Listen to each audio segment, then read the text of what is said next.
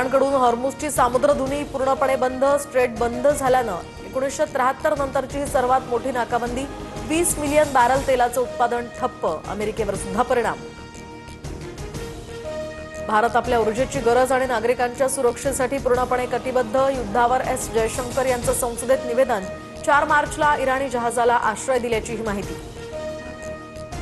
पंतप्रधान प्रत्येक गोष्ट अमेरिकेला विचारून करावी लागते. भारत अमेरिकेचा गुलाम होताना दिसतोय. संजय राऊतांची टीका. तर पवार गांधींची गुलामगिरी करणाऱ्यांनी देशभक्तीचे धडे देऊ नये. नवनाथ बन यांचं उत्तर. व्हीएसआर कंपनीचा मालक व्हीके सिंगची सीआयडीकडून सलग 3 दिवस चौकशी. अजित पवारांच्या अपघात प्रकरणामध्ये माझी चूक असेल तर कठोर शिक्षा करा. व्हीके सिंगचं वक्तव्य. व्हीएसआरचे विमानं सुस्थितीत असल्याचाही दावा.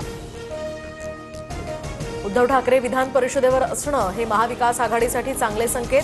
संजय राऊतांचं वक्तव्य. तर विधान परिषदेसंदर्भात एकत्र बसून निर्णय घेतला जाईल. शशिकांत शिंदेंची प्रतिक्रिया. लोकसभा अध्यक्षांविरोधातील अविश्वास ठरावावेळी विरोधकांचा गोंधळ. गदारोळानंतर कामकाज 3 वाजेपर्यंत स्थगित. अध्यक्ष ओम बिर्लांकडून पक्षपाती भूमिका. विरोधकांचा आरोप.